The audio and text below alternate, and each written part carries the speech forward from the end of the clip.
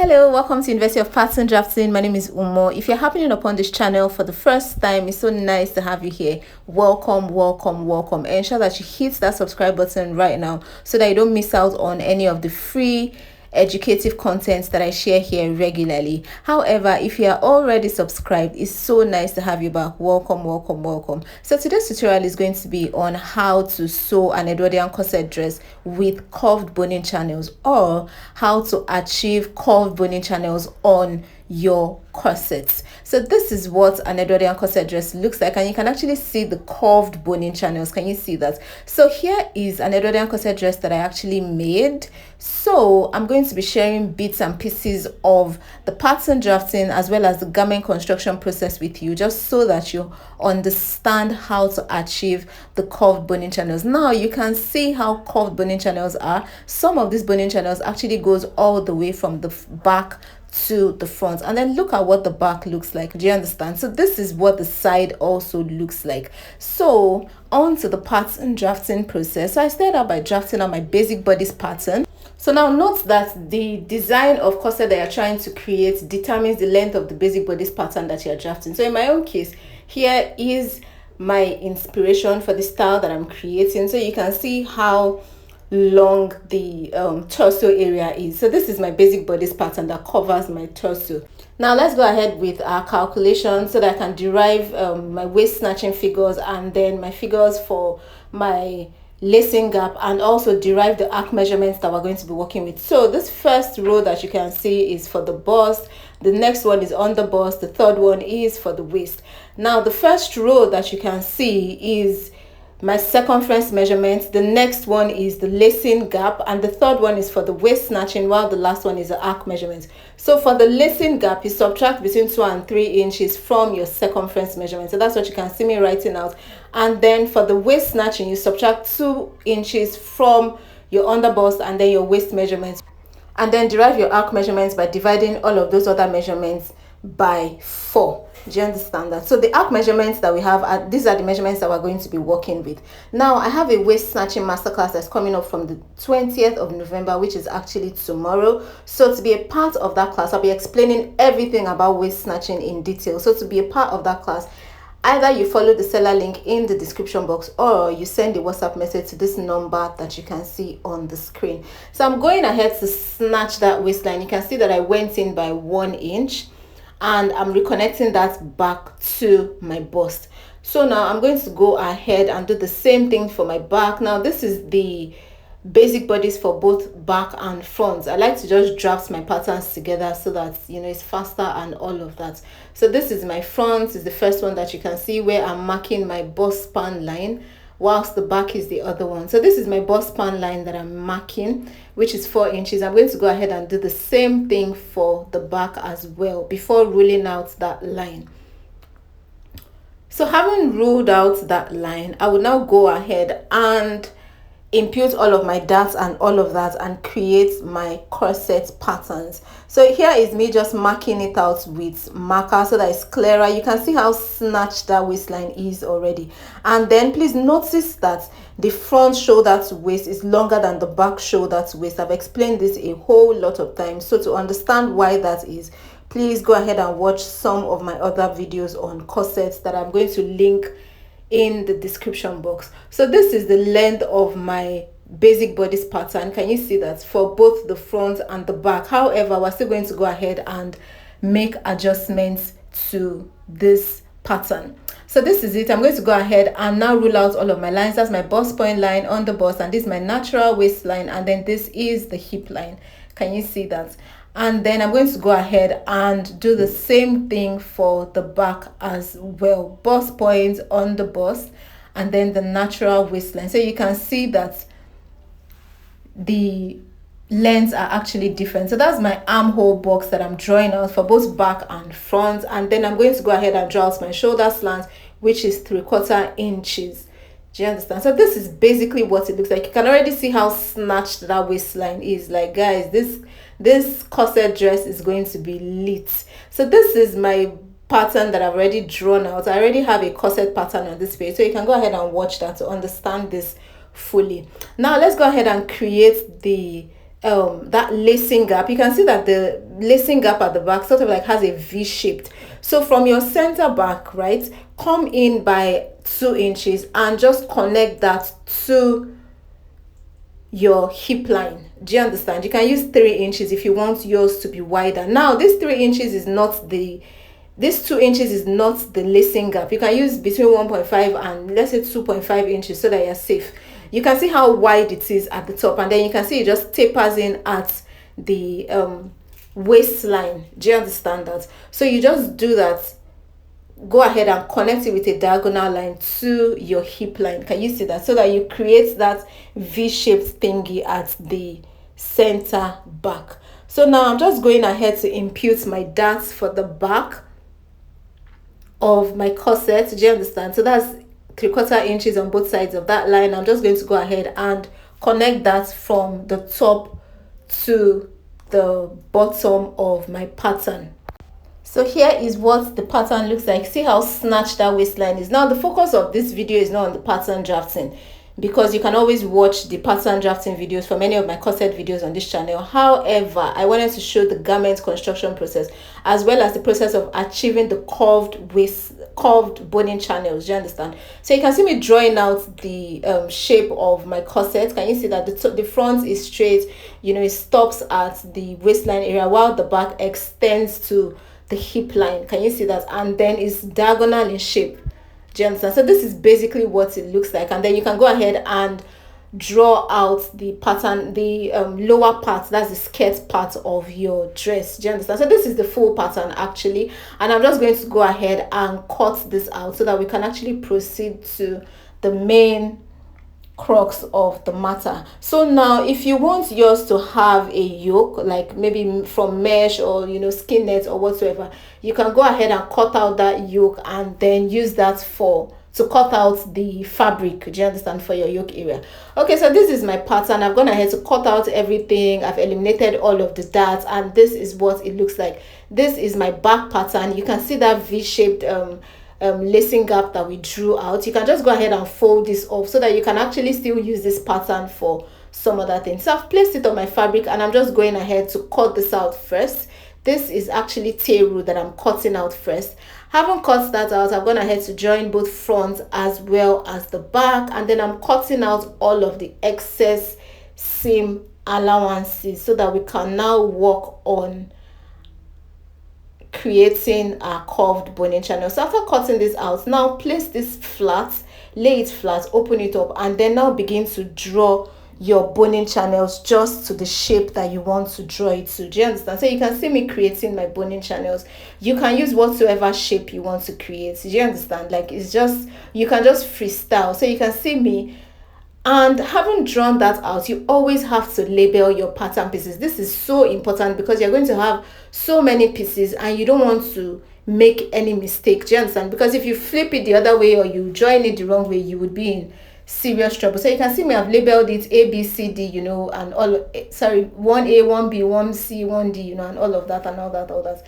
So this is what I have cut out on fabric. Notice that I ironed air stay to my fashion fabric and I've gone ahead to join it. Now you can see the way I'm just joining it one after the other. This is so important because if you mistakenly join it the wrong way, you would have a wrong shape and then you'll just be completely confused. So I'm going ahead to just join all of my pattern pieces for both the fashion fabric as well as the lining fabric. Do you understand? You have to be very, very, very careful when doing this so that you don't make any mistakes. So this is what the final result now looks like after I had joined it. Just look at this, is the lining fabric. You can see it has stay on it, and then this is the fashion fabric. Do you understand? Look at how nice it already looks. So now let's proceed to work on the cup area. I haven't joined the cup area. I'm going to go ahead and iron those seams with stay so that it's flat, and then I would also iron the seams of my corset area to be pretty flat. After ironing that, I'm going to go ahead and fix my boning channel. So this is my boning channel. I'm just using regular bias. Do you understand? And because bias is malleable, it can actually bend in the direction of, you know, whatever you want it to bend it. So this is what it looked like after I'd fixed it. Like, guys, look at how pretty this looks. And then you can see those boning channels that we created, all of those curves. Do you understand? So your bias is going to just follow the seams, do you understand, by the side. So this is what the other side looks like. So you can see that my seams are actually ironed in just one direction. Can you see that? So that when I place the bias, nothing is in the way, you know, nothing is just, it's not bulky. So I'm going to be showing you different options for boning, and let's choose which one is most appropriate for the curved boning channel. So this is the plastic boning. Do you understand? German plastic boning is non-sewable boning. That's what it's also called. Then this is the sewable boning. This is the Ridgeline boning. You can see that it's flexible. Do you understand? It can go front and back. However, I can bend sideways. And then this is a spiral steel boning. This boning is the bomb. Like, it bends in all directions, forward, backwards, and left, right. Can you see that it bends in all directions? So I'm going to be using all three of them. I'm going to be trying to fix them into the boning channel so that we can now determine which is most appropriate for the curved boning channels. So now I'm starting with the German plastic boning. That's the non-sewable boning. So I'm going to fix that in. You can see I've just picked one boning channel at random, and I'm trying to fix this in. Now, even in trying to fix it in, it's even a struggle. Like, you can see the struggle to actually fix it in. But anyways, I'm fixing it in. You know, you can see that it's actually still going in either ways. Now, this is what it looked like after I had fixed it. I'm going to lay this flat so that you can actually see what it actually looks like. So look at it. Can you see I've laid it flat? You can see how it's just curving and just, you know, sort of like misbehaving. Do you understand? It's not behaving right. So you can see what it looks like. Can you see? Just, it's not even laying flat. So now let's work with the spiral steel boning and see how this goes. So I'm just slotting it in. First off, notice how easily it is going in. Just notice how easily it is going in. Can you see how easy it is to push it in? And then can you see how flat and just comfortable it actually is? Can you see? So obviously the spiral steel boning is just the best bet for curved boning channels. So I'm going ahead to wrap my cup, and I'm going to go ahead and attach this to my bodice for both the lining fabric as well as my fashion fabric. And voila, this is what it actually looks like. It is so pretty and nice. So now I'm going to go ahead and slot in the spiral steel boning. Now, for the curved channels at the back, for the boning channels at the back that are straight, we can actually use the plastic boning. Do you understand? So that it gives more structure to that part, which is the back. Then for the curved boning channels, go ahead and use your spiral steel boning. Now, in Nigeria, some of the spiral steel bonings, most of the time, spiral steel boning comes in one size. In different sizes. However, they're already pre-cut. Do you understand? So in some cases, you might need to cut it yourself. So just watch what I'm doing. Use your plier. I think it's called a plier. Use your plier to cut it, and then wrap the edges so that it doesn't injure your client, and then slot it in. That's basically how it goes. So this is the skirt part. I'm going ahead to cut the skirt part. I'm cutting the fashion fabric as well as the lining fabric. So the lining fabric is obviously going to be shorter than the fashion fabric because we're going to be using it to turn the fashion fabric. And I'm really big on finishing, so I'm big on completely closing all of your seams. Do you understand that? If you've attended any of my classes, you know that I'm big on very neat finishing. I want a situation whereby if you attend my class and you start to make garments, when your client flips the wrong side of the outfit, it's just as neat as the right side. So this is the front. I'm going ahead to cut the back. Now, to cut this back, you can see the design at the zip area. So to cut this back, you can either use slash and spread method. I actually taught the two methods in the evening dress and draping masterclass. You can use the slash and spread method, or you can use this method of pulling gathers. So you can see me pulling the gathers first. I'll go ahead and pin these gathers in place. So the full process of creating an Edwardian corset dress, both pattern drafting and stitching video, has been included in the dinner gowns and draping masterclass. So this class contains so much more, you know, mermaid dresses, corset design and redesign. Then we touched on princess that, you know, it contains so much more. It contains classes on draping as well. Like, it's a very detailed class. I think we have like over 30 videos in that, video tutorials in that class actually. So to purchase the full course, please follow the seller link in the description box, or send a WhatsApp message to the number that you can see on the screen or on this flyer. Then you can see me just pinning this in place. After pinning it in place,